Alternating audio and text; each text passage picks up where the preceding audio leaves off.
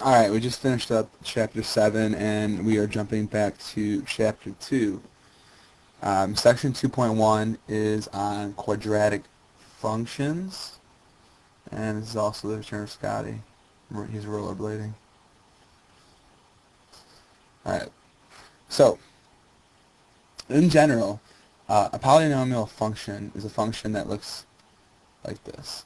F of x is equal to a sub n times x to the n plus a sub n minus 1 times x to the n minus 1, etc. until we have a to the 0. And all that means is, an example of a polynomial function is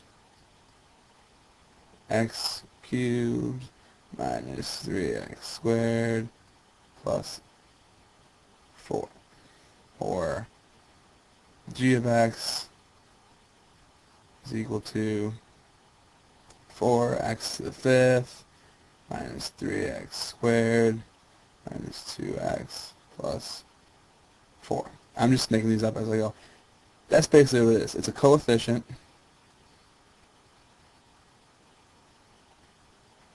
times a variable x to a certain power. Alright? A positive power.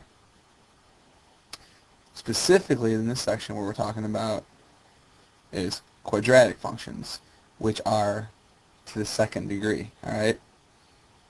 So, this quadratic could be, anything with x squared. It could be 4 plus 1/4 x squared. It could be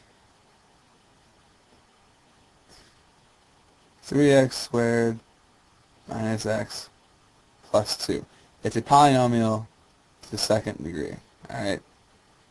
And specifically, the form for this is going to be y equals a x squared plus bx plus c. Does that look familiar? Yeah, it should. We've been working with that a little bit, and what that is, it's just a parabola, and we've been working a lot with parabolas, so a lot of what I'm talking about should be pretty familiar for you. Alright, so just a couple of general ideas. If we have y equals a positive ax squared plus bx plus c, we know that it's going to be a parabola going upwards, right? And this is when we were looking at the parabola. Think about this. When we had y equals x squared, it's still a parabola, and this is positive, so it's going upward. But when we made it negative, we knew that it would go downward.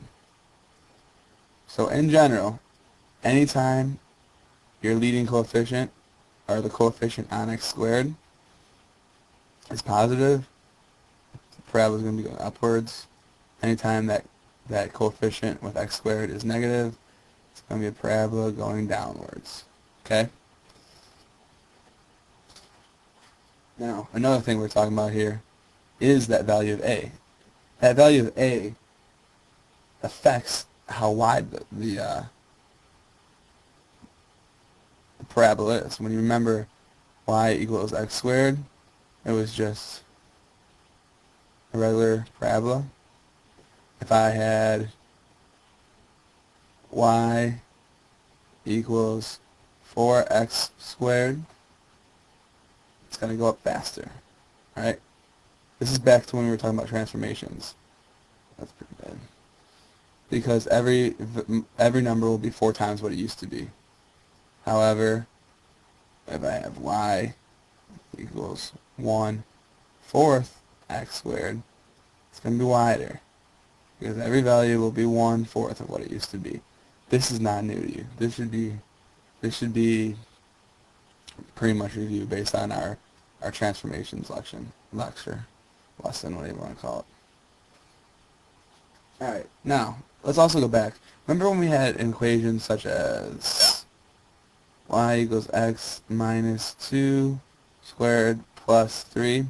We remembered that this value right here was a horizontal shift, and this value right here is a vertical shift. This is a vertical shift upward, 1, 2, 3, and this is a vertical shift over, and it's over 2. So it's going to be over 2.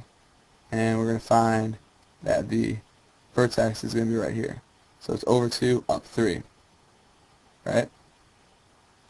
Well, it turns out this makes sense because the standard form that we're going to be working with of a parabola is going to be a x minus here h squared plus k. It's kind of like when we were talking about circles, because what this is saying is that the vertex is at h comma k. Alright?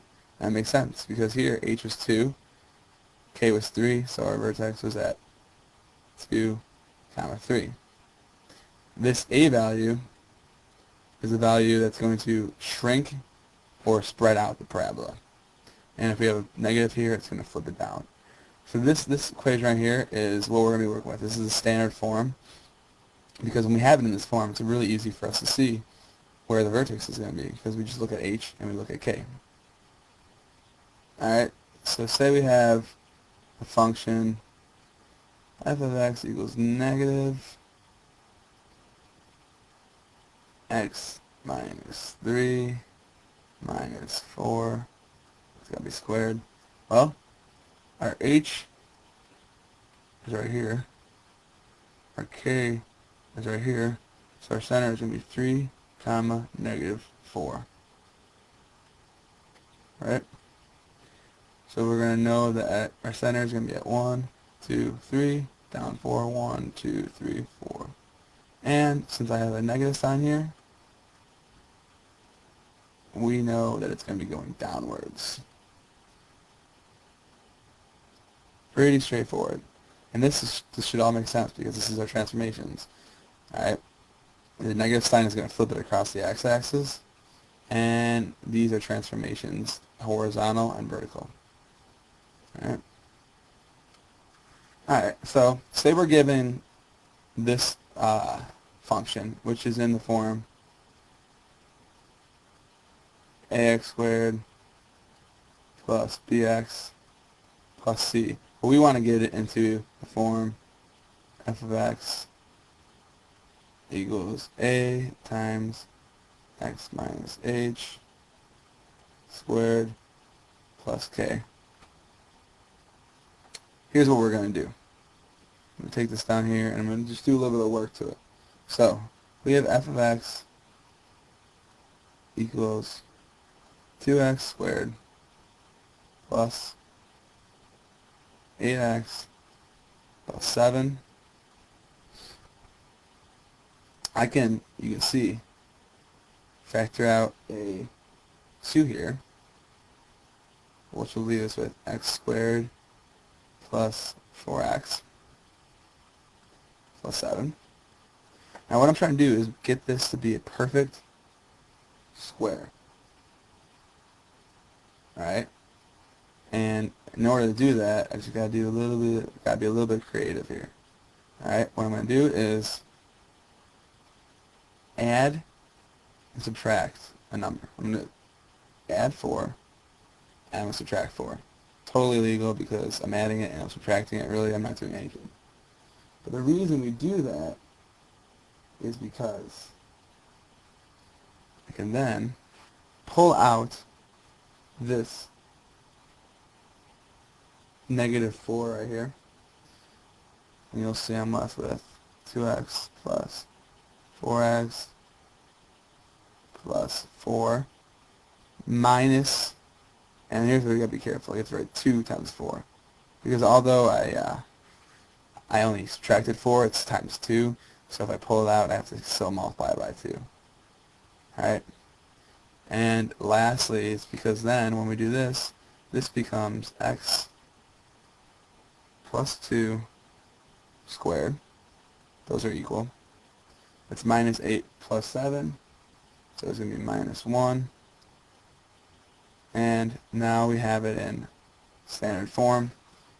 you can see that our A is equal to 2, H is equal to -2. What I'm trying to do here is x minus h squared plus k. So you can see our center is at -2, comma, -1. Alright? And it's multiplied by 2, so it's going to go up and rise faster. Alright? This is tricky stuff, I understand that, because it takes a lot to be able to see, oh, okay, I can factor out 2, and then once you see this right here, to be able to add a 4 and subtract a 4 so that you can get a perfect square trinomial.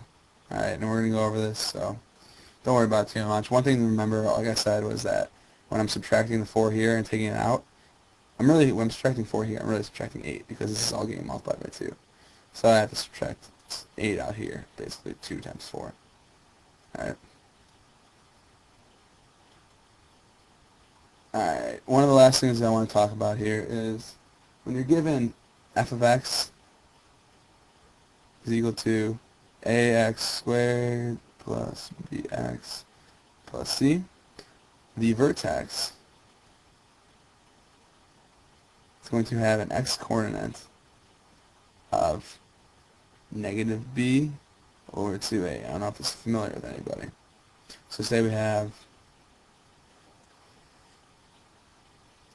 that's the x-coordinate.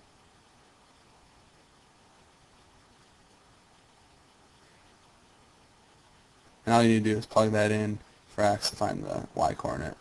So then say we have f of x is equal to 3x squared plus, well, this is bx obviously, plus 2x plus 1. Well, this is going to be -b over 2a. Our b is 2. Negative over 2 times a, which is 3. So it could be -2 over 6, which is equal to -1/3 for x. Then I can plug that right back in for x and find the y-coordinate. Alright, so I know this seems like a lot of stuff, but it's really not, because most of it's a review. Alright, polynomials, just in the form as we went over. Quadratics are simply polynomials to the second degree. And they're parabolas, alright? And we're going to see that they are in the form y equals ax squared plus bx plus c. This is just transformation stuff that we went over. This is going to be our standard form. Alright, because this tells us everything we need to know. HK is going to be the center. A is going to shrink it or stretch it. Alright. This is how, this process we're going to work on a little bit more, but this is a way to take it in this form and bring it down here into standard form. The vertex x-coordinate is going to be a -b over 2a. That's it. Alright. So, yeah. Here are the 2 questions. Pretty straightforward. We're going to work on this stuff in class on Monday. Hope everybody has a super weekend.